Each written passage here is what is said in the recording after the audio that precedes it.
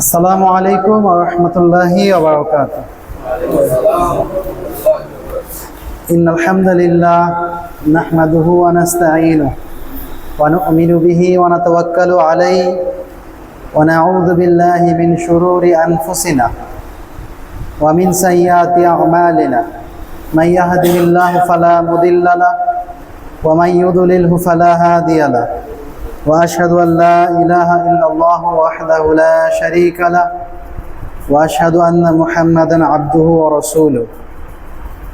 أما بعد فإن خير الحديث كتاب الله وخير الهدي هدي محمد صلى الله عليه وسلم وشر الأمور محدثاتها وكل محدثة بدعة وكل بدعة ضلالة وكل ضلالة في النار.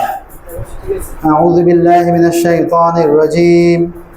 يا أيها الناس اعبدوا ربكم الذي خلقكم والذين من قبلكم لعلكم تتقون. সমস্ত প্রশংসা আল্লাহ তাআলার জন্য, যিনি আমাদেরকে প্রতি মাসের ন্যায় এই মাসেও এই মহতী মজলিসে তথা দার্সে উপস্থিত হওয়ার তৌফিক এনায়েত করেছেন। সেই মহান রবের উদ্দেশ্যে আমি এবং আমরা সকলেই শুকরিয়া জ্ঞাপন করছি। আমরা বলছি আলহামদুলিল্লাহ। অতঃপর আমরা দরুদ পেশ করছি আমাদের প্রিয় নবীর প্রতি, যিনি আমাদের সর্বোত্তম আদর্শ। আমরা বলছি সাল্লাল্লাহু আলাইহি ওয়াসাল্লাম। আলহামদুলিল্লাহ, আমি এখানে একেবারেই প্রথমবারের মতো আপনাদের এই মজলিসে উপস্থিত হতে পেরে আমি নিজেকে অনেক ধন্য মনে করছি এবং আমার কাছে খুব ভালো লাগছে। পরিবেশটা খুবই ভালো লাগছে, আলহামদুলিল্লাহ। এবং দোয়া করি আল্লাহ তাআলা যেন এই মজলিসকে কবুল করেন এবং এর দীর্ঘায়িত আমি কামনা করছি যেন আল্লাহ তাআলা এই প্রোগ্রামকে এবং এই দাওয়াতি কাফেলাকে আল্লাহ সুবহানাহু ওয়া তাআলা কিয়ামত পর্যন্ত জারি রাখেন, আল্লাহুম্মা আমিন। তবে শুরুতেই আমি আমার একটি দুর্বলতা আমি শেয়ার করছি। সেটা হচ্ছে, আমি ভাই যে টপিকটা বলছেন আলোচ্য বিষয়, এই টপিকটা আজকে আমার আলোচনা করতে হবে, এটা আমি পুরোপুরি কনফার্ম ছিলাম না। এটা একটা দুর্বলতা। সেটা হচ্ছে, ভাই যখন আমাকে পোস্টার দিয়েছিলেন তখন পোস্টারটা পড়েছি, কিন্তু পোস্টারের উপর একটা লেখা ছিল এই আলোচ্য বিষয়টাই, যেটা ভাই বললো পোস্টারের উপরে কেউ একজন টাইপ করছে ওইটা এবং পোস্টার সহ স্ক্রিনশট আসছে আমার কাছে। আমি মনে করছি হয়তো তাদের কোনো কনভারসেশনের কথাটা চলে আসছে, কিন্তু এটা যে আজকে আলোচ্য বিষয় এটা আমি ওইভাবে উপলব্ধি করিনি।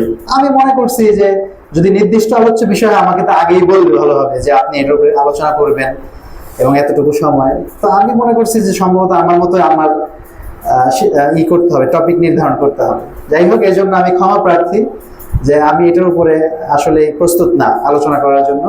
তা আমি আমার মতো করে আমি একটি বিষয় নির্ধারণ করেছি, যে বিষয়ে আমি মূলত বেশি কথাবার্তা বলার চেষ্টা করি সাধারণত, সেটা হচ্ছে আকীদা। যে নিঃসন্দেহে আপনাদের টপিকটা অনেক গুরুত্বপূর্ণ ছিল, যেহেতু এটা মাশওয়ারার মাধ্যমে নির্ধারিত হয়েছে। কিন্তু তারপরেও আমি যে বিষয় আজকে আলোচনা করার জন্য মনস্থির করেছি, আপনারা সবাই জানেন এটা হচ্ছে ইসলামী শরিয়ার মূল ভিত্তি, একেবারে মূল ভিত্তি, যেটা জানা আমাদের জন্য সবার ফরজে আইন, সবার জন্য ফরজে আইন, যার উপরে গোটা শরীয়তের সবকিছু নির্ভর করতেছে। আমরা যত অ্যাক্টিভিটিস সারাদিন আমরা করতেছি 24 ঘন্টায়, একটা মানুষ বুঝ হওয়ার পর থেকে মৃত্যুর আগ পর্যন্ত প্রত্যেকটা অ্যাক্টিভিটিস এইগুলো গ্রহণ হবে অথবা বাতিল হবে এই আকীদার উপর নির্ভর করে। আপনারা কি আমার কথা বুঝতে পারতেছেন? যাক আলহামদুলিল্লাহ। আপনাদের মাঝে কোনো সমস্যা নেই তো এই নিয়ে? যাক আলহামদুলিল্লাহ। আল্লাহ তাআলা আমাদের কবুল করুন, আল্লাহুম্মা আমিন। গতানুগতিক যে আলোচনা হয়, আমি এই ধরনের কোনো আলোচনা আমি করব না। গতানুগতিক যেই ধরনের আলোচনা হয়, মানুষজন সুবহানাল্লাহ বলে, আলহামদুলিল্লাহ বলে, অনেকের ভিতরে তাসির পড়ে, উত্তেজিত হয়ে যায়, আমি এই ধরনের কোনো আলোচকই নই এবং আলোচনা আমি এরকম করিও না। আমি কিছু ইলমি কথা আপনাদের মাঝে শেয়ার করব ইনশাআল্লাহ। ওমা তাওফীকি ইল্লা বিল্লাহ আলাইহি তাওয়াক্কালতু ওয়া ইলাইহি উনীব। কিছু ইলমি কথা যা আপনার জীবনে হয়তোবা কোনো পরিবর্তন নিয়ে আসতে পারে, ইনশাআল্লাহ আপনার জীবনে হয়তোবা কোনো পরিবর্তন নিয়ে আসতে পারে।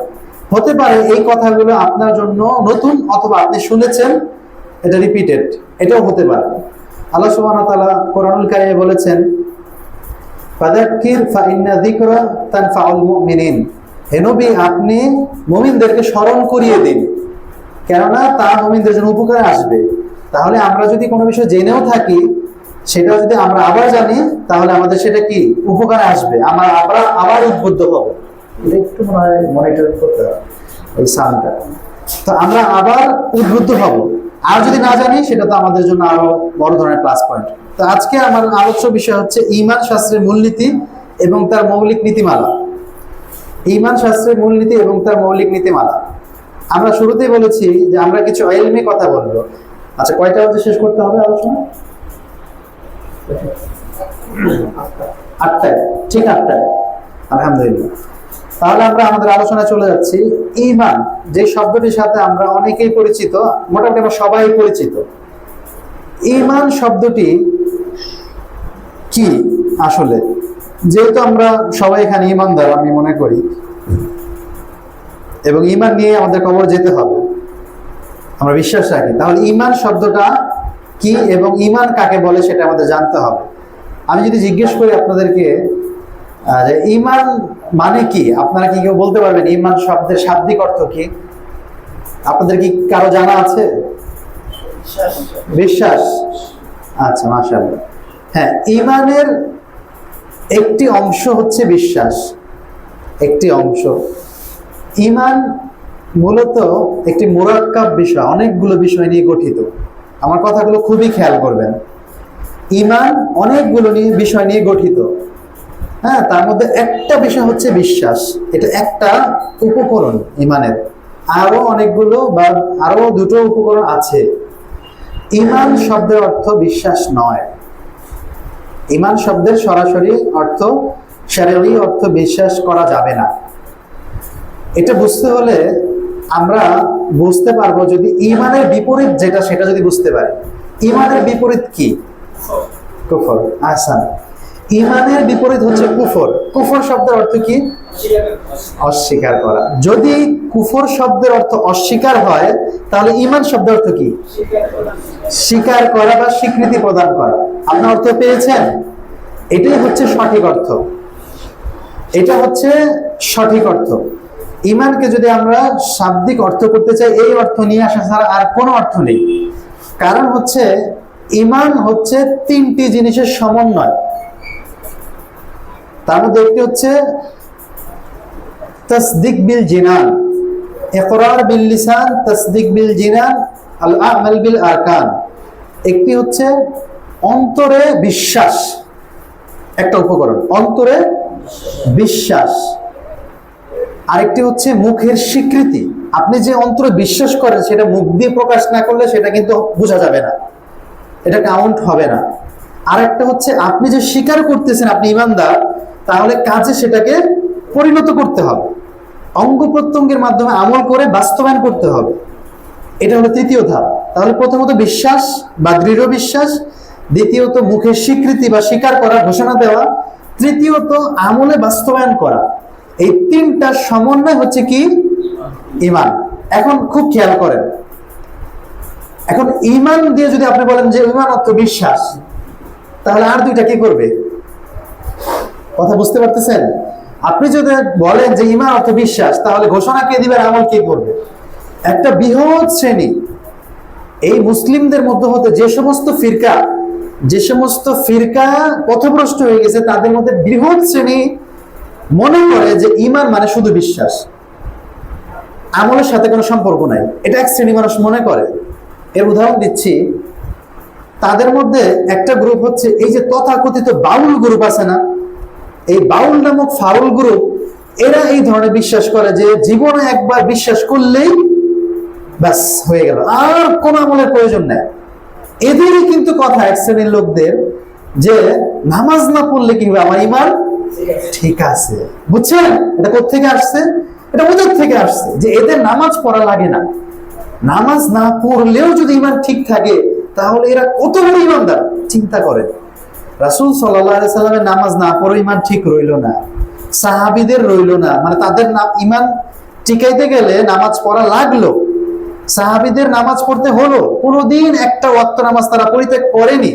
আর এরা এত বড় ইমানদার যে নামাজ না পড়লে ইমান ঠিক থাকে।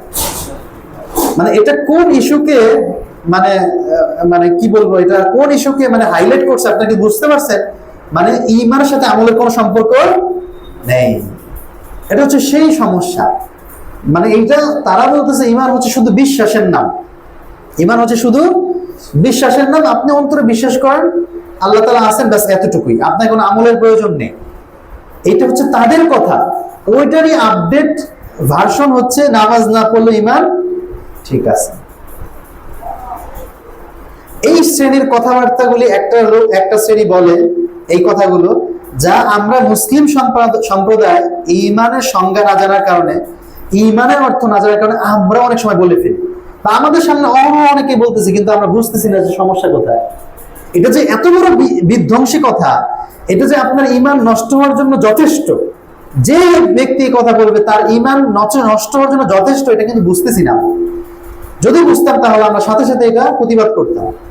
তাহলে আমরা বলতেছিলাম যে ইমান হচ্ছে তিনটা জিনিসের নাম, কথা ও কাজের নাম এবং বিশ্বাসের নাম।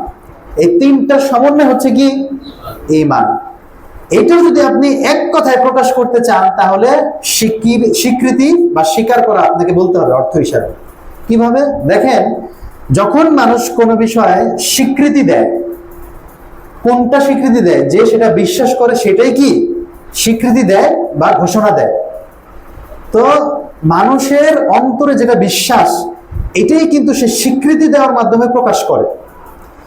তখন যখন একজন ব্যক্তি স্বীকার করে, মৌখিকভাবে স্বীকার করে, তখন বোঝা যায় যে সে এটা বিশ্বাস করে। বিশ্বাস করে বলেই তো স্বীকৃতি দিচ্ছে। হয়ে গেল দুটা। তাহলে বিশ্বাসটা পাওয়া গেলে স্বীকৃতির মাধ্যমে এবং মৌখিক ঘোষণাটাও পাওয়া গেল। বাকি রইল কি? আমল। আর আমরা জানি যে ইবাদত হচ্ছে 5 প্রকার। ইবাদত কয় প্রকার? 5 প্রকার হচ্ছে ইবাদত। তার মধ্যে কিছু ইবাদত আছে হচ্ছে অন্তরের কথা ও অন্তরের আমল। এই হচ্ছে 2 প্রকার ইবাদত, অন্তরের কথা, অন্তরের আমল, এটা 2টা। আর হচ্ছে মুখের কথা এবং মুখের আমল, এটা 2টা, 4টা গেল। আর একটা হচ্ছে অঙ্গ প্রত্যঙ্গের মাধ্যমে যে আমলগুলো আমরা করে থাকি, অঙ্গ প্রত্যঙ্গের সহযোগিতায়। তাহলে এই 5 প্রকার কি ইবাদত বা আমল। অন্তরের আমল আপনার মুখস্থ করে নিয়ে যাবেন ইনশাআল্লাহ। অন্তরের আমল অন্তরের কথা, মুখের আমল মুখের কথা, অঙ্গ প্রত্যঙ্গের আমল। এই 5 প্রকার ইবাদত, এর বাইরে কোনো ইবাদত নাই। আপনি যখনই কোনো ইবাদত করতে যাবেন, হয় অন্তরের সহযোগিতা নেওয়া লাগবে, নয় মুখের সহযোগিতা নেওয়া লাগবে, অথবা অঙ্গ প্রত্যঙ্গের সহযোগিতা নিতে হবে। এই 5টি মানে ধাপে মূলত ইবাদত গুলো সাব্যস্ত হয়। আপনারা কি আমার কথা বুঝতে পারতেছেন? আলহামদুলিল্লাহ। বুঝতে না পারলে বলবেন যে আমি এটা বুঝিনি, আমি বুঝিয়ে দেওয়ার চেষ্টা করবো ইনশাআল্লাহ। এই 5টা প্রক্রিয়ায় ইবাদত সাব্যস্ত হয়। তাহলে এই যে অন্তরের আমল, সেটা কি? অন্তরের আমল হচ্ছে এই যে খাউফ, আমরা আল্লাহকে ভয় পাই না, এটা কিসের আমল?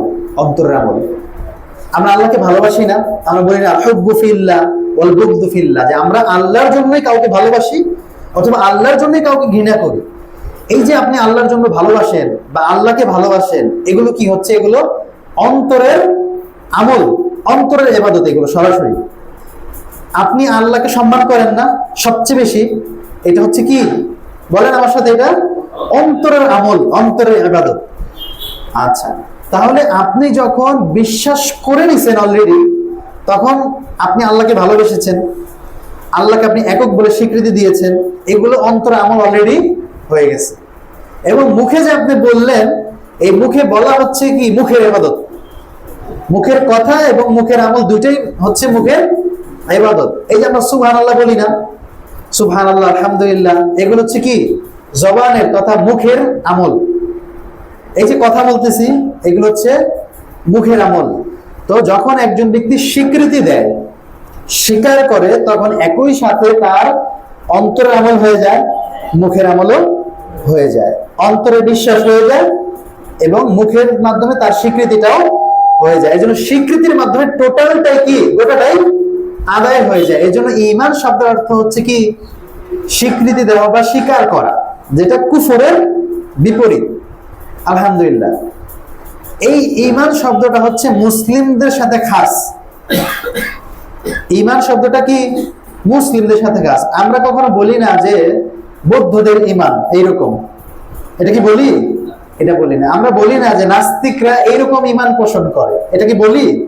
বলি না। তার মানে বোঝা যাচ্ছে ঈমান এমন একটা ইসতিলাহ বা পরিভাষা যা শুধুমাত্র মুসলিমদের জন্য কি খাস, এটা শুধু মুসলিমদের জন্য প্রযোজ্য। কিন্তু এর পাশাপাশি আরেকটা শব্দ আছে যা ঈমানকে বোঝানোর জন্য ঈমান শাস্ত্রে ব্যবহার করা হয়, সেটির নাম হচ্ছে আকীদা। এই আকীদা শব্দটি কিন্তু আম, এতটুকুই হচ্ছে পার্থক্য। ঈমান এবং আকীদার মাঝে এতটুকুই পার্থক্য যে আকীদা হচ্ছে আম ভাবে মুসলিমদের আকীদা, অমুসলিমদের আকীদা, হিন্দুদের আকীদা, নাস্তিকদের আকীদা এভাবে বলা যায়, কিন্তু ঈমানটা বলা যায় না। ঈমানটা শুধু মুসলিমদের সামনেই ব্যবহার হয়। আপনারা কি আমার কথা বুঝতে পারতেছেন? আলহামদুলিল্লাহ, দুইটা একই বিষয় নির্ধারণ করে, কিন্তু একটা খাস একটা আম, এইটুকু হচ্ছে পার্থক্য। এই আকীদা এতটাই গুরুত্বপূর্ণ যে আমি শুরুতেই বলতেছিলাম, এইটা যদি আপনার না থাকে তাহলে আপনার সব কিছু কি বরবাদ হয়ে যাবে। এগুলো আমাদের আলোচনায় সামনে আসবে ইনশাআল্লাহ। আকীদা কি? আপনারা কি কেউ বলতে পারেন আকীদা শব্দটির অর্থ কি? জি, গিরা লাগানো। মাশাআল্লাহ। আর কি কেউ বলতে পারবেন? বেঁধে রাখা। আলহামদুলিল্লাহ। কে বলছে জানেন না? খুব ভালো ভালো অর্থ জানেন। আকীদা শব্দের বেশ কয়েকটি অর্থ কোরআন এবং সুন্নায় সাব্যস্ত হয়েছে এবং এসেছে, কয়েকটি অর্থে ব্যবহার হয়েছে এই আকীদা। তার মধ্যে একটা হচ্ছে গিরা বা বাঁধন দেয়া, গিট দেই না আমরা, এই গিরা বা বাঁধন দেওয়াকে আকীদা শব্দ দ্বারা এসেছে। যেমন আল্লাহ সুবহানাহু ওয়া তাআলা কোরআনুল কারীমে বলেছেন উকদাতুন নিকাহ, তোমরা বিবাহের বাঁধন দিয়ে দাও। এই যেখানে উকদাতুন আকীদা শব্দটা ব্যবহার হয়েছে। তাহলে এই গিরা দেওয়াটা আকীদার একটা অর্থ। আরেকটা অর্থ হচ্ছে কোনো কিছুকে তাকিদ দেওয়া, কোনো কিছুকে তাকিদ দেওয়া। আমরা তাকিদ দেই না খুব গুরুত্বভাবে, কোনো কিছু তাকিদ দেওয়াকেও আকীদা বলা হয়। আরেকটি অর্থ হচ্ছে কোনো কিছুর সাথে আবশ্যকভাবে যুক্ত থাকা, কোনো কিছুর সাথে নিজেকে আবশ্যকভাবে যুক্ত রাখা, এটার নাম কি? এটা আকীদার একটা অর্থ। এবং আকীদার আরো একটা অর্থ হচ্ছে কোনো কিছুকে মজবুত করা, কোনো কিছুকে সুদৃঢ় মজবুত করা। এগুলো সবই আকীদার অর্থ। আকীদার যদি আমরা শাব্দিক অর্থ করতে চাই তাহলে আমরা অর্থ দাঁড় করাতে পারি যে আকীদা মানে হচ্ছে দৃঢ় বিশ্বাস। বিশ্বাস না, আকীদা মানে কি? দৃঢ় বিশ্বাস। কেমন বিশ্বাস সেটা আমরা আলোচনা করবো ইনশাআল্লাহ। এর আগে আমরা আকীদা সম্পর্কে আরেকটি বিষয় জেনে নেই, সেটি হচ্ছে আকীদা কি। আকীদাকে যদি আমরা সংজ্ঞায় সংজ্ঞায়িত করি তাহলে একটা সংজ্ঞা আমরা নিয়ে আসতে পারি, সেটি হচ্ছে আকীদা হচ্ছে আল হুকমু আয-যিহনি আল জাযিম। আল হুকমু আয-যিহনি আল জাযিম, আকীদা হচ্ছে মন মগজে সুদৃঢ়ভাবে কোনো কিছু বিধান নির্ধারণ করা। আমি আবারও বলছি, আকীদা বা সুদৃঢ় বিশ্বাস হচ্ছে মন মগজে, মানুষের মাথায় মন মগজে সুদৃঢ়ভাবে কোনো কিছু বিধান নির্ধারণ করে দেওয়া, এটাই কি আকীদা। এটাই আকীদার সংজ্ঞা। তার মানে আপনি আপনার জীবনে যতগুলো বিষয় আপনি সুদৃঢ়ভাবে বিশ্বাস করেন, গেঁথে নিয়েছেন মন মগজে, এটার নামে কি? আকীদা। যেমন একজন মানুষ বিশ্বাস করে জীবনে তাকে একবার ধনী হলে তার উপরে ফরজ সে মক্কায় গিয়ে হজ করবে, এটা একটা রুকন, সেটা বিশ্বাস করে মনে প্রাণে এবং সে এই নিয়তেই যায়, এটা কি তার আকীদা। আমি কি বুঝাতে পারতেছি? এটা তার আকীদা। আবার দেখেন আরেকজন মানুষ বিশ্বাস করে যে যদি আজমিরে যায়, কোথায়? আজমিরে, যেখান থেকে কেউ নাকি খালি হাতে ফিরে আসে না, যদি কেউ আজমিরে যায় তাহলে তার হজের সমান নেকি হয়। নাউজুবিল্লাহি মিন যালিক। আছেন এরকম মানুষ, এবং সে লক্ষ লক্ষ টাকা ভেঙে ওইখানে যায়, গরু ছাগল নিয়ে ওইগুলি দিয়ে আসে, ইমানটাকেও রেখে আসে, এবং সে মনে করে সে কি হজের সমান নেকি হয়ে গেছে। এটা কি তার কোত্থেকে হলো? এটা আকীদা থেকে হয়েছে, এটা তার আকীদা।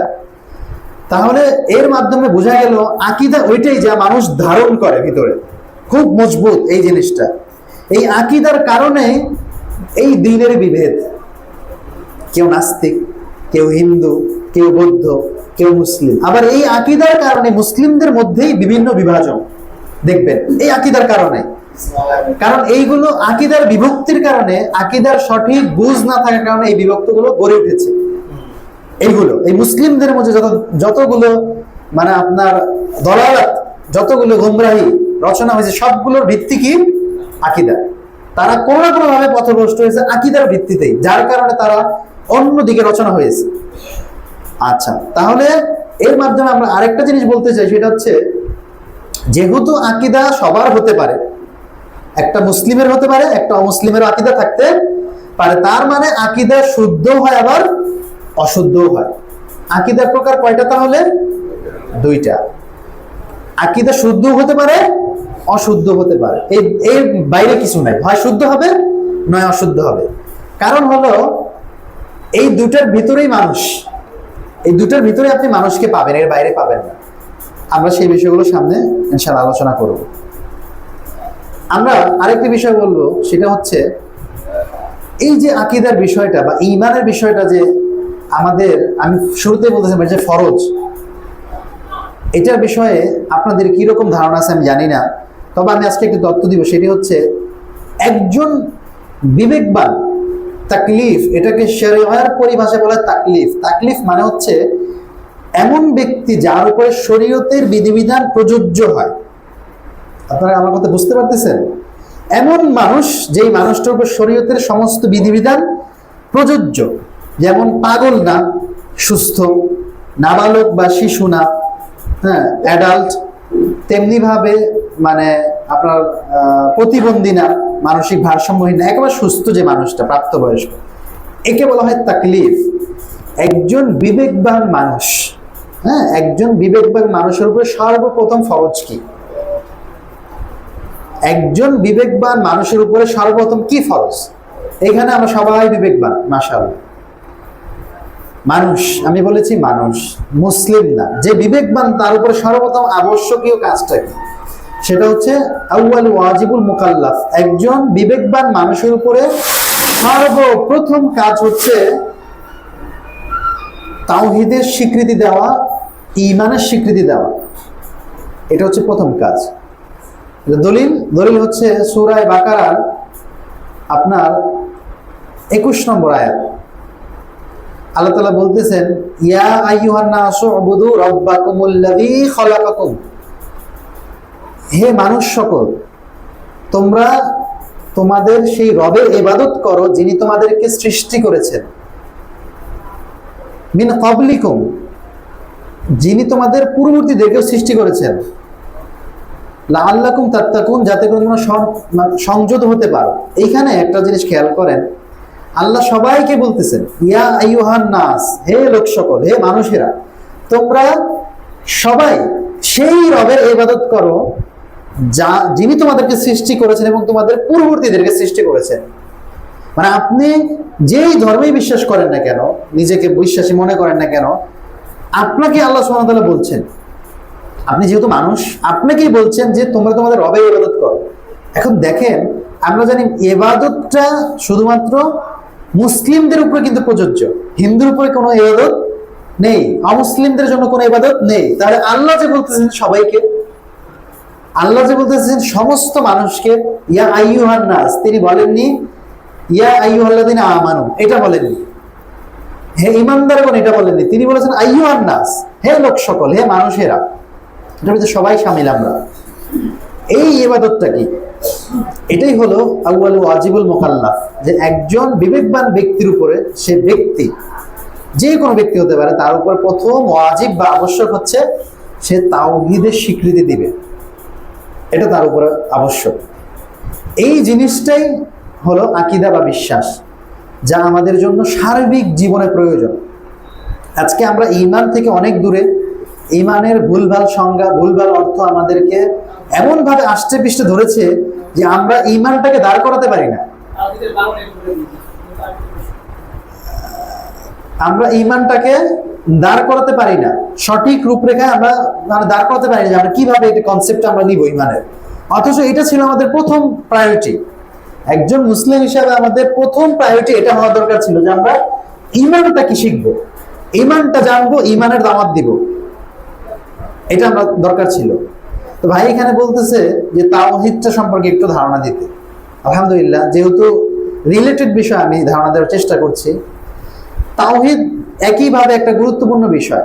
তাওহীদের মূল কালেমা হচ্ছে কালেমা লা ইলাহা ইল্লাল্লাহ। এই কালেমা লা ইলাহা ইল্লাল্লাহর অর্থ কি বলেন, আপনারা বলেন, কালেমা লা ইলাহা ইল্লাল্লাহর অর্থ কি? আল্লাহ ছাড়া, মাশাআল্লাহ। এখানে অনেক মানুষ বলতেছে আল্লাহ ছাড়া সত্য কোনো মাবুদ নেই। যতক্ষণ না এই শব্দ আপনি না লাগাচ্ছেন অনুবাদ করার ক্ষেত্রে, ততক্ষণ কালেমা তাওহীদের সঠিক অর্থ হবে না।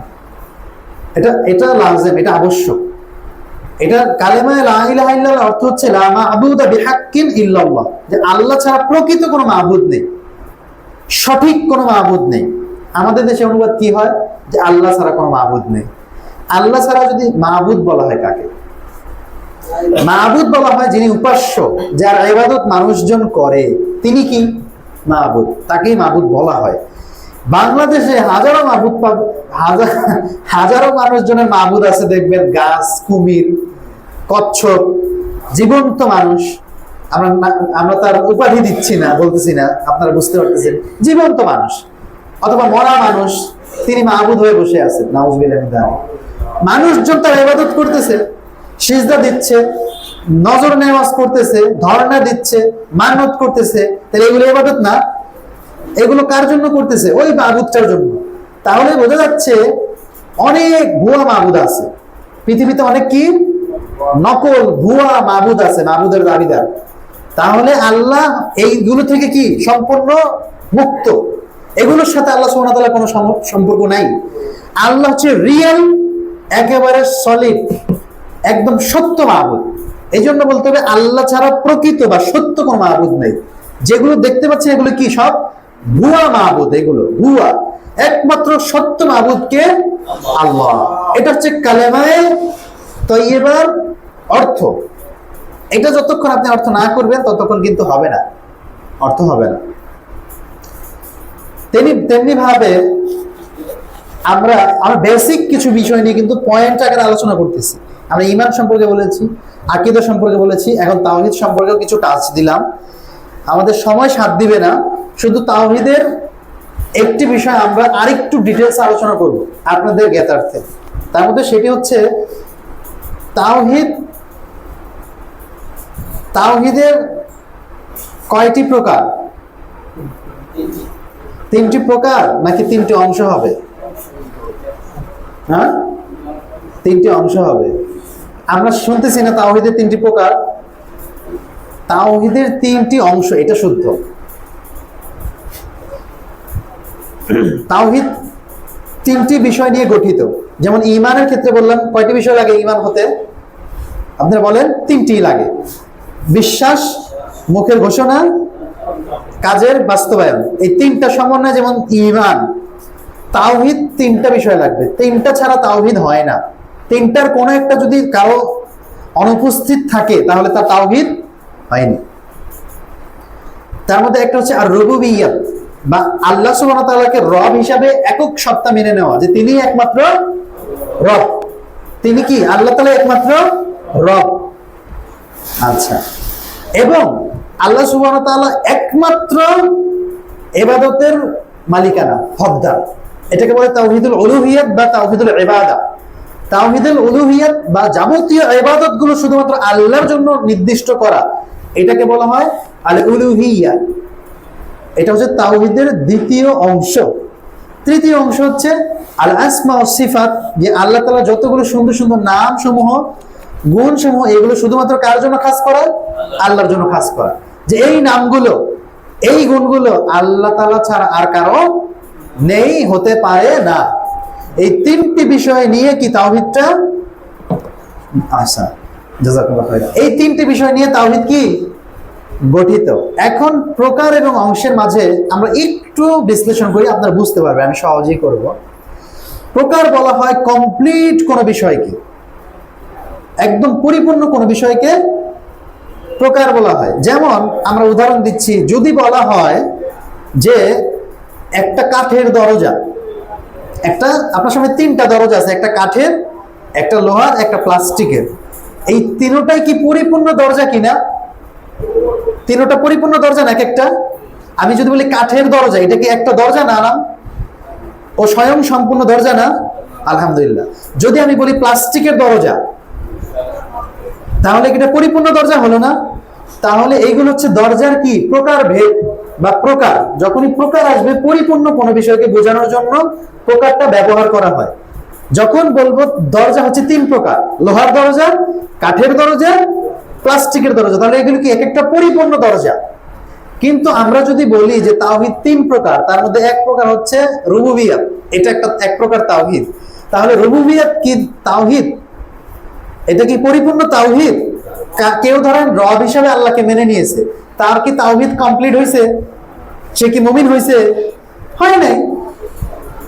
আরো কয়টা জিনিস বাকি? দুইটা জিনিস এখনো বাকি আছে। তাহলে এটা তো পরিপূর্ণ হয় নাই। তাহলে কিভাবে আমরা এটা বললাম?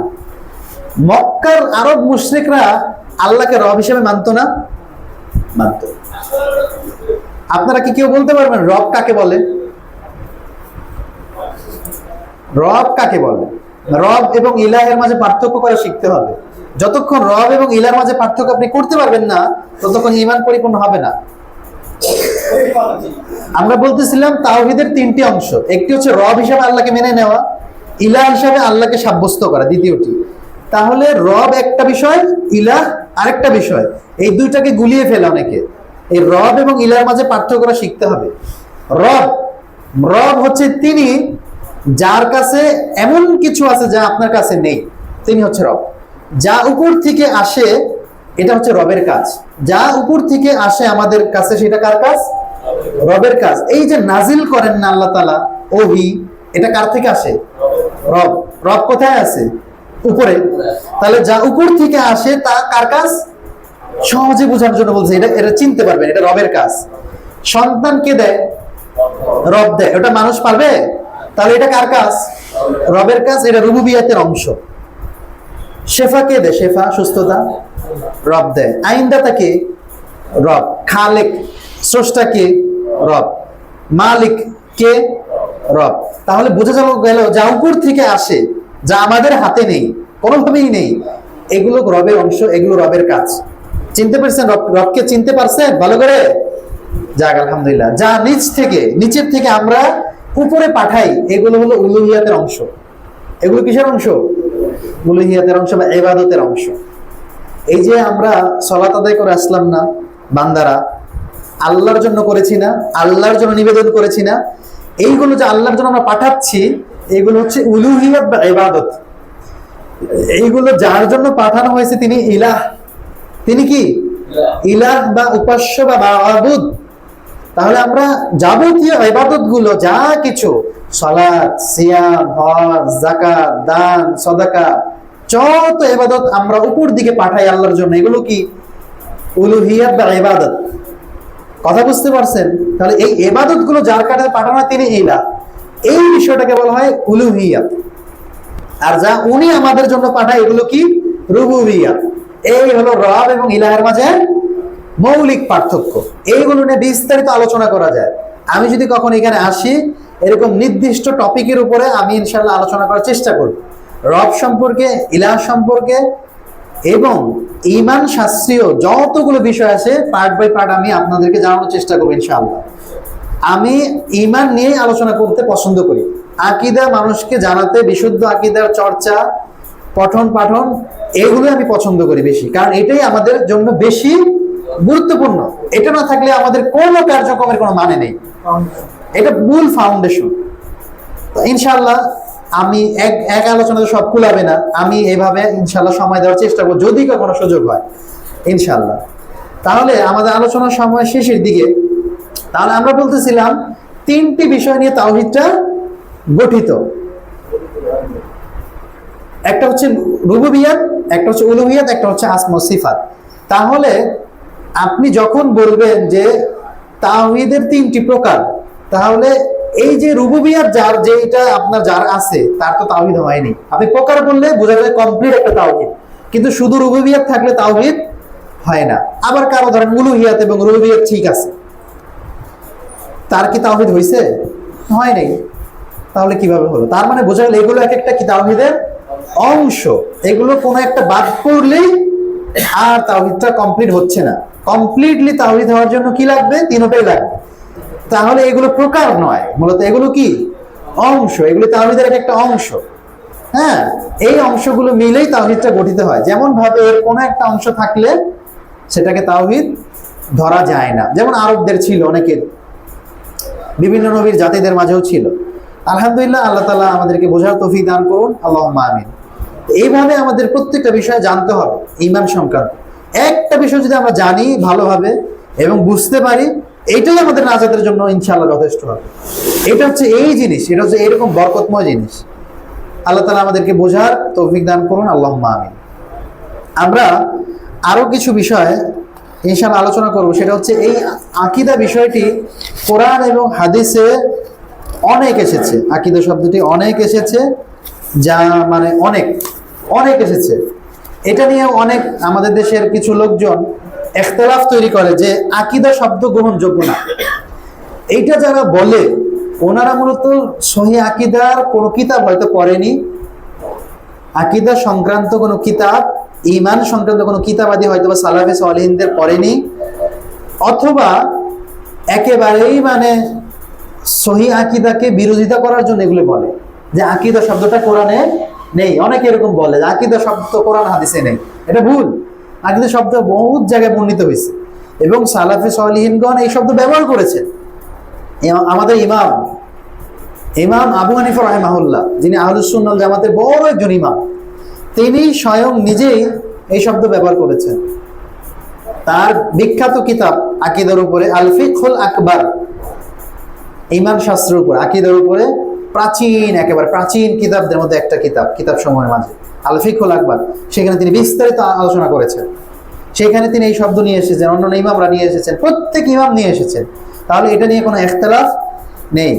তা আমরা বলতেছিলাম যে ঈমান শব্দটাকে আকীদা নামেও মানে পরিচয় দিয়েছেন। ঈমানকে আকীদাও বলা হয়। আহলুস সুন্নাহ ওয়াল জামাতের একেবারে সেই সাহাবীদের যুগ থেকে, পরবর্তী তাবেঈদের যুগ থেকে এটা চলে এসেছে। এই বিষয়টা চলে এসেছে এবং বিশেষ করে তাবেঈদের যুগ থেকে ঈমানকে আকীদা হিসাবে বোঝানো হতো, এটা চলে এসেছে। তো এই ঈমানটাকে কোরআন এবং সুন্নাহর ভাষ্য মতে সালাফে সালেহিনগণ মোট 7টা নামে অভিহিত করেছেন। কয়টা নামে? 7টা নামে চিহ্নিত করেছেন। কিসে, কোন জিনিসটাকে? ঈমানকে 7টা নামে তারা পরিচিতি লাভ করিয়েছেন। কারা? আমাদের সালাফে সালেহিনরা, পূর্ববর্তী ইমামরা। তার মধ্যে একটা হচ্ছে ঈমানকে ঈমান হিসাবে তারা সাব্যস্ত করেছেন, ঈমানকে ঈমান নামে পরিচিতি দান করেছেন। আরেকটা হচ্ছে ঈমানকে তারা আকীদা বলে প্রচার করেছেন, যে ঈমান হচ্ছে কি? আকীদা। তো এরকম অনেক কিতাব রয়েছে আকীদার উপরে, যেমন শারহুল ইতিকাদ এরকম আছে, তার বিভিন্ন কিতাব আছে। আমরা সময় স্বল্পতার কারণে এখন বলতেছি না।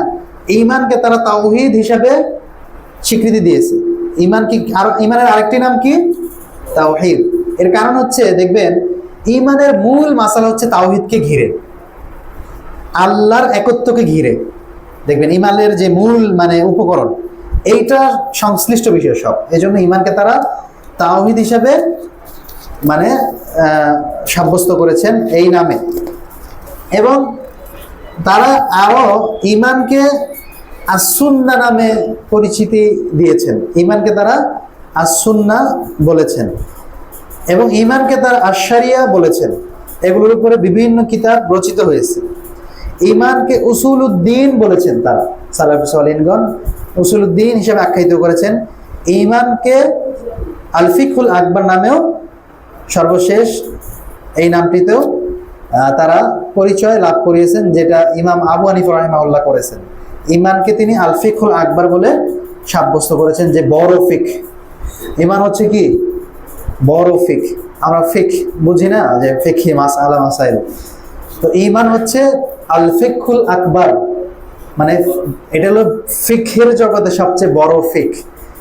আর ফিকহুল আসগার বা ছোট ফিক হচ্ছে এই মাসআলা মাসাইল।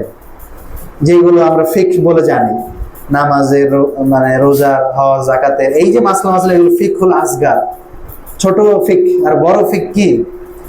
ঈমান বা আকীদা। তো এই 7টি নামে তারা ঈমানকে অভিহিত করেছেন। তাহলে আমরা যদি শুরুতে একটু গণনা করি, আপনারা আমার সাথে একটু বলেন, ঈমানকে কি বলা হয়? ঈমান। ঈমানকে ঈমান বলা হয়। ঈমানকে আকীদা বলা হয়। ঈমানকে কি বলা হয়? আকীদা। আরো বলা হয় ঈমানকে তাওহীদ। ঈমানকে কি বলা হয়? তাওহীদ। ঈমানকে আরো বলা হয় আস-সুন্নাহ। আস-সুন্নাহ বলা হয়। ইমাম আহমদ ইবনে হাম্বল আকীদার কিতাব লিখেছেন আস-সুন্নাহ নামে। সুবহানাল্লাহ। তাহলে ঈমানকে কি বলা হয়? আস-সুন্নাহ। ঈমানকে আরো বলা হয় আশ-শরিয়া। আশ-শরিয়া, যেহেতু ঈমান শরিয়াকে ঘিরে, তাই এটাকে আশ-শরিয়া বলা হয়। ঈমানকে আরো বলা হয় উসুলুদ্দিন, বা দিনের মূল একেবারে আসলিয়া। তাহলে ঈমানকে বলা হয় উসুলুদ্দিন। সর্বশেষ ঈমানকে বলা হয় আল ফিকহুল আকবার, যেটা ইমাম আবু হানিফা এই বিষয়ের উপরে গ্রন্থ রচনা করেছেন। আচ্ছা, সময় অতীব সংক্ষিপ্ত। বিদআতপন্থীদের কিছু নাম আছে আবার। এই নামগুলো কারা দিয়েছে? এতক্ষণ যেগুলো বললাম, এগুলো কারা দিয়েছে? আমাদের আহলুস সুন্নাহ ওয়াল জামাতের যারা স্বীকৃত ইমাম, হ্যাঁ, যারা স্বীকৃত ইমাম, সালাফে সালিহিনগণ, যাদের আমরা অনুসরণ করি আবশ্যকভাবে, তারা দিয়েছেন। আর যারা বিদআতপন্থী, যারা আহলুস সুন্নাহ ওয়াল জামাতের ধারায় পরিচালিত নয়, ওরা কিছু নাম দিয়েছে। যেগুলো স্বীকৃত নয়। ঈমানের স্বীকৃত নাম কয়টা? 7টা। আর এর বাইরে যতগুলো নাম ঈমান সম্পর্কে আপনাদের কানে আসবে, এগুলো সব অস্বীকৃত, অগ্রহণযোগ্য। এগুলো সালাফে সালিহিনগণ ব্যবহার করেননি। ঈমানকে বোঝানোর জন্য তারা এই ধরনের ইসতিলাহ বা পরিভাষা ব্যবহার করেননি। সেগুলোর একটা হচ্ছে ইলমুল কালাম। একটা নাম কি?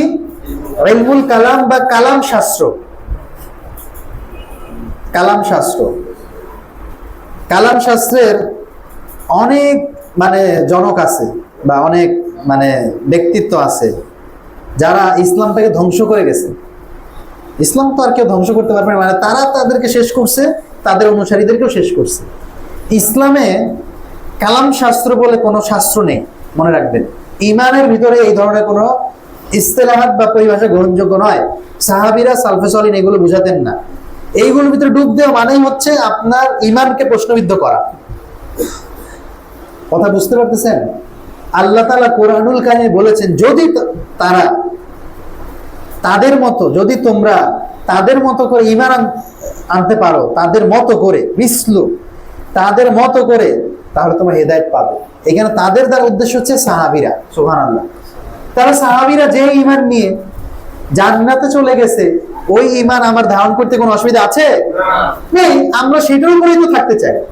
আমাদের পরবর্তীতে আসা কোনো রসম রেওয়াজের কোনো প্রয়োজন নেই। যেই ঈমান নিয়ে, যেই আকীদা বিশ্বাস নিয়ে সাহাবীরা জান্নাতে চলে গেছে, জান্নাতে সার্টিফিকেট পেয়ে গেছে, আমাদের সেটুকুই যথেষ্ট। ঠিক আছে ইনশাআল্লাহ? ইনশাআল্লাহ। তাহলে ইলমুল কালাম বা কালাম শাস্ত্র গ্রহণযোগ্য নয়। আরেকটি তারা নাম দেয়, সেটা হচ্ছে ইলমুল ফালসাফা বা দর্শন শাস্ত্র। এটা সরাসরি ঈমানের সাথে সাংঘর্ষিক, এটা শব্দগতই সাংঘর্ষিক। দর্শন মানে হচ্ছে দেখা, আমরা বলি না পরিদর্শন করা। দর্শন মানে কোনো কিছু কি দেখা। যদি দর্শন মানে দেখা হয়, তাহলে ঈমানকে রিপ্লেস করা যায় দর্শন দিয়ে? ঈমান মানে কি? কোনো কিছু না দেখা। ঈমান কি দেখার বিষয় না দেখার বিষয়? এগুলো হচ্ছে গায়বী বিষয়, অদৃশ্য বিষয়, কিন্তু আমরা বিশ্বাস করি। যেমন আমি যদি বলি এটা মোবাইল, আপনি কি ঈমান আনেন? এটার উপরে বিশ্বাস করেন? এটা কি হলো? এটা কি ঈমানের কোনো কথা? এটা তো মোবাইল, আপনি জানেনই।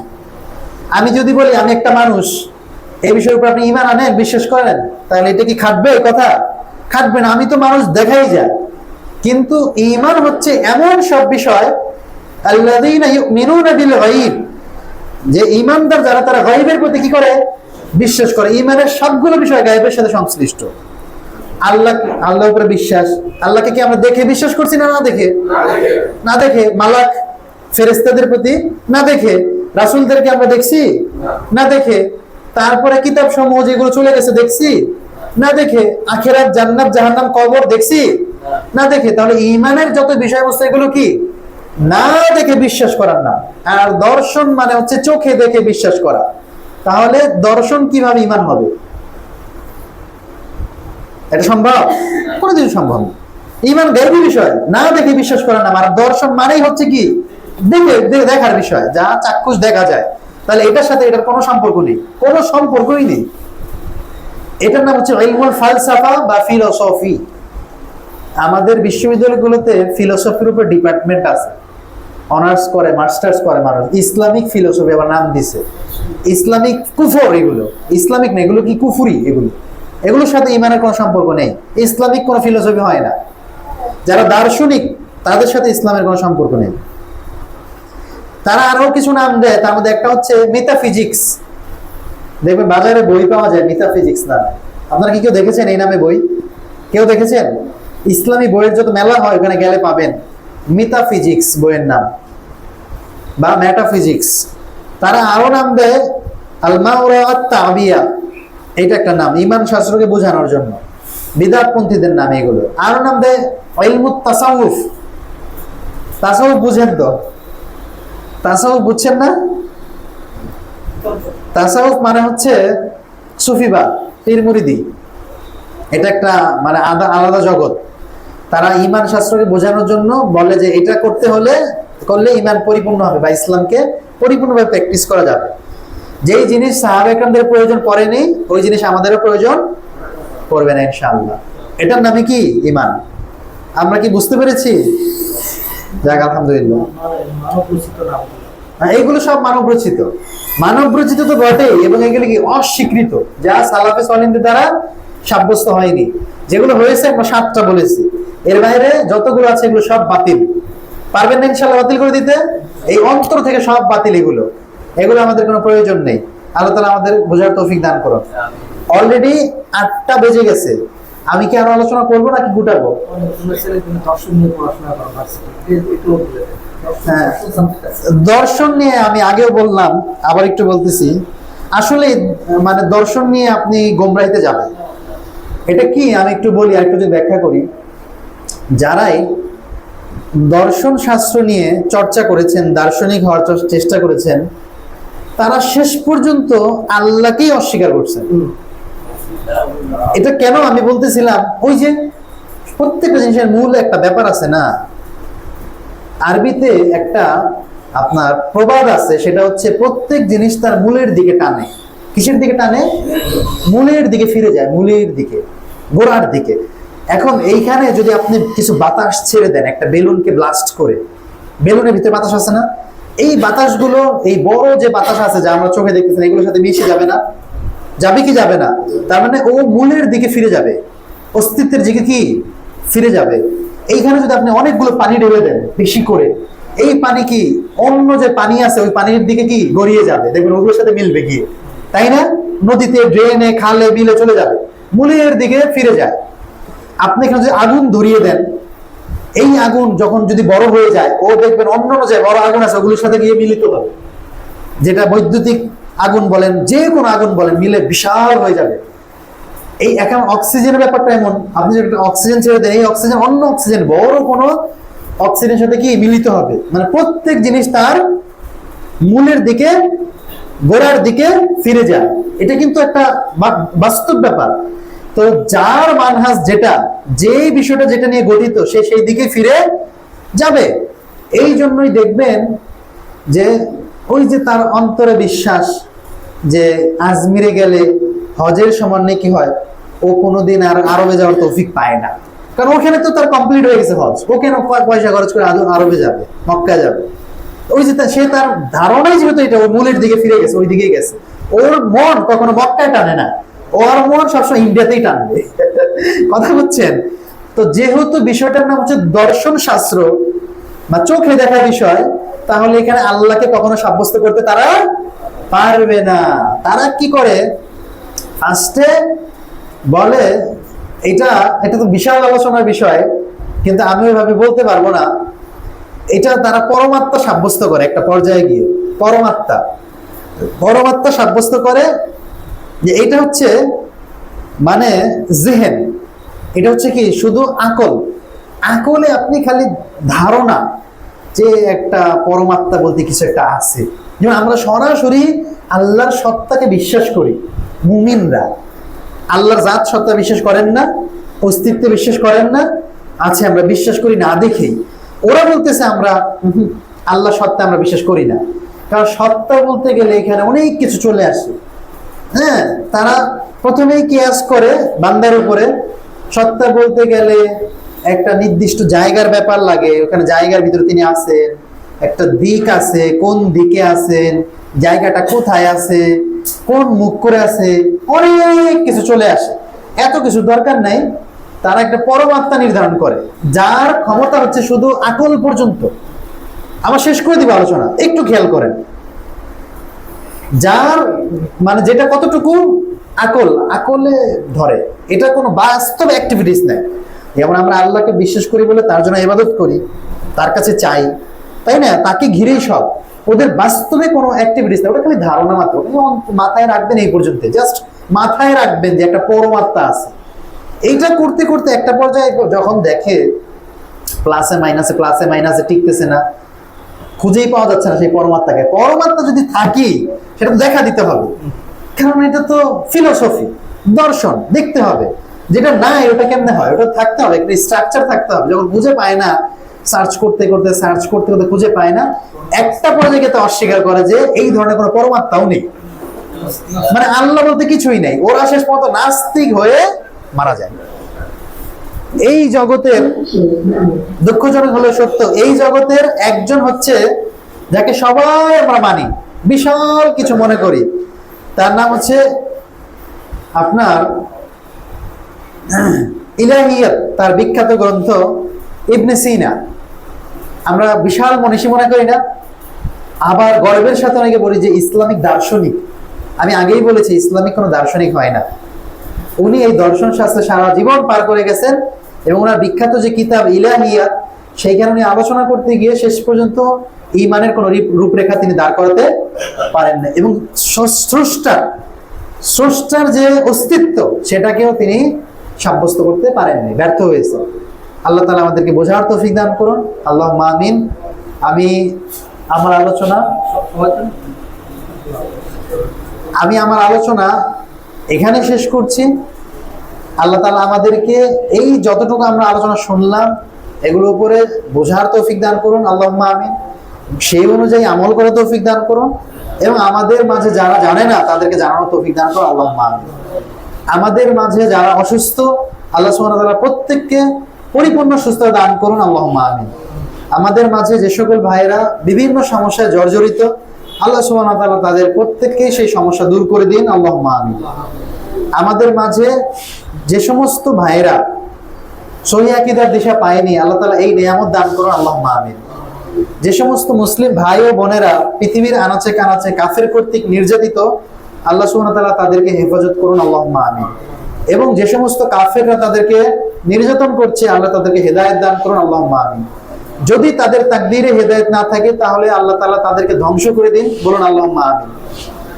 আমি এই বলে আমার আলোচনা, আজকে নির্ধারিত আলোচনা এখানেই শেষ করছি। সুবহানাকা আল্লাহুম্মা বিহামদিক, আশহাদু আল্লা ইলাহা ইল্লা আনতা, আস্তাগফিরুকা ওয়া আতুবু ইলাইক।